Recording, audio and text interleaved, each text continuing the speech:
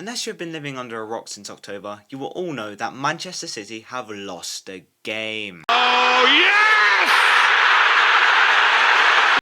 Well, I think you can say Pep got 5 in a row here. Okay. As you can see, Manchester City have not won a game of football since their 1-0 win over Southampton over a month ago. Even then, it was barely a win as Erling Haaland scored in the 5th minute. Only one goal in 90 minutes usually isn't great, but it's even worse coming from the champions of Europe against the team that are most likely to be the first team to be relegated this season. And then with a 3-0 lead against Feyenoord in the Champions League, City end up conceding 3 goals in 15 minutes, which led to a disappointing draw. So this makes me ask myself, me being the sensible football watcher that I am, where are Manchester City going wrong? Stick around and I'll tell you. Well, the main issue is the absence of Rodri. City haven't been the same since Rodri came off injured during the Arsenal game. After that, City kind of fell off and definitely have not been the same since his injury. But what makes one DM so important that he's been described as irreplaceable by Pep Guardiola? Well, in the Manchester City team, Rodri is the man who breaks up the attacks, helps create openings for attackers to run into, and helps open up the likes of Ilkay Gundogan and Kevin De Bruyne with intelligent passes, and also helps support attackers when attacking. Most importantly, his ball recovery is world class as he can anticipate what the opponent is going to do, and he can quickly intercept and regain possession without needing to tackle anyone. This kind of explains why he was integral to Man City's treble-winning season and the 4 Premier League championships in a row. So, all in all, Rodri is a big part of Manchester City. This would also explain why City were dominated in the midfield by Tottenham. Without Rodri there to dominate, they were a mess. But not only Rodri is out injured, also the likes of Jeremy Doku, Ruben Diaz, Oscar Bob and Mateo Kovacic are also out injured. All of these players are key players to Pep's system and their absence is proving costly, especially because Man City are now relying on players from their academy who do not have the experience that the players out injured do. Another issue is poor form. You can see this with Kyle Walker, who has been in a dodgy form ever since the Euros. In recent years, he's been able to keep the likes of Kylian Mbappe and Vinny Jr. quiet. Yet in the match against Tottenham at the weekend, he couldn't seem to keep up with Timo Werner, who provided the assist for Brennan Johnson's goal. It was probably made even worse for City once Tottenham scored their first. This gave them the confidence they needed to believe in themselves that they could actually win this. And Tottenham didn't even have their strongest centre-backs, as they were sporting Ben Davies and Radu Dragusin when they went to the Etihad. Yet Tottenham was still able to run rings around City. It probably didn't help that things weren't clicking in the midfield. It was partly to do with Rodri, but also more to do with Ilkay Gundogan, who had not had the return he dreamed of, as he couldn't get near anyone. And there was also something off between Rico Lewis and Bernardo Silva, as there was no balance there and there was also a lack of energy between them.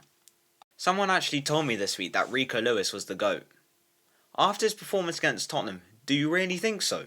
If you still think so, go suck your mum. Your mum! Alright, clear the stage. Suck your mum! We've got to clear the stage for the next fighters. Suck your mum! Someone else who has been off form is Erling Haaland. Really? Actually, yes. He started the season really well with a goal against Chelsea and then back-to-back hat-tricks against Ipswich and West Ham, but since then he hasn't really done much. He did score against Southampton, but he was quiet for the rest of the game and, missed some huge chances which denied them from scoring again. So, is he off his form or is he just in need of an upgrade? However, he did do a bit better against Feyenoord, scoring twice and even getting man of the match. So maybe he is back with all systems running. Someone else who has done nothing is Phil Foden. Yes, Foden did have a stellar season last season, having won the Premier League Player of the Season award, but he is someone else who has done nothing since the Euros. Even at the Euros, he did nothing. He played 7 matches with 0 goals and 0 assists, and that's less than one player who was benched for every game of the campaign and still did more than him. So yeah, it can be argued Manchester City are in decline.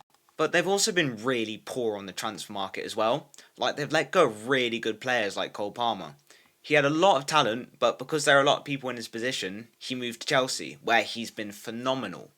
Then City let go of some of their main people in that position, like Raheem Sterling to Chelsea and then Mahrez to Saudi Arabia.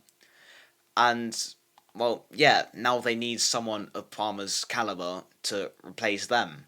So that raises the question of what if Man City had actually kept Cole Palmer? Would they be doing better?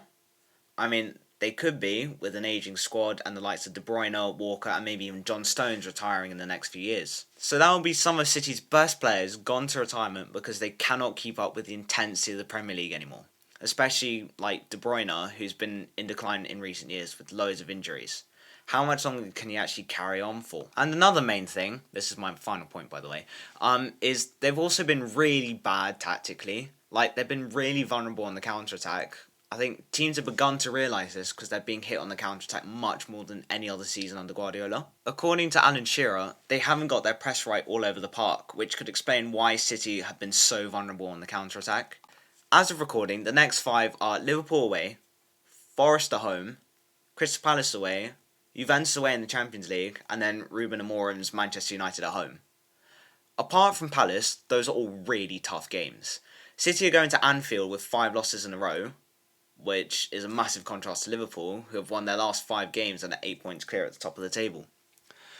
And while it's Liverpool's game to lose, they also have extra confidence when at Anfield, like we saw against Chelsea, where they beat the Blues 2-1. And we also saw this against Real Madrid midweek, when they cruised home to an easy 2-0 win against Los Blancos. Though, to be fair, Real Madrid have been in decline since the loss to Barcelona. So yeah, while that is a game to win for City, it won't be easy away at Anfield against the high-spirited Liverpool. And then after that, City have to play against Nottingham Forest, who have somewhat of an underdog story so far this season, with Chris Wood being on fire, scoring 9 goals in 13 games, meaning that they're currently 6th in the Premier League table. While Forest are never as good away, and informed Chris Wood will be big trouble for a back 4 who have been struggling to sync together for Man City. And after Palace, City will then have to play against Juventus in the Champions League. And, well, yeah, the Champions League is never a walk in the park. Everyone knows that. But City could have a chance of winning, especially after Juve's 0-0 draw to Villa midweek. And then at the weekend, it's Derby Day, as City are playing Manchester United at home. This could be a tough challenge, but it could be winnable for City, as they know what Ruben Amorim can do after the 4-1 defeat to Sporting. But when Manchester United go to the Etihad, he'll still be finding his feet at United. And after the 1-1 draw to Ipswich Town last weekend, Amorim did say that he still needs time with the players after only having 2 training sessions before actually going away to Ipswich. So by the time he goes away to City, he'll have had much more time to work with the United squad and hopefully get them playing his style of football that works so well at Sporting. So there you go, guys. That is my thoughts on the potential downfall of Manchester City. Do you think they'll get better or keep getting worse? Let me know in the comments below. And while you're there, please be sure to like and subscribe. It really helps me out. This video also took a lot of work, and subscribing will make me feel like it was worth it. CPT Liam signing off. Peace.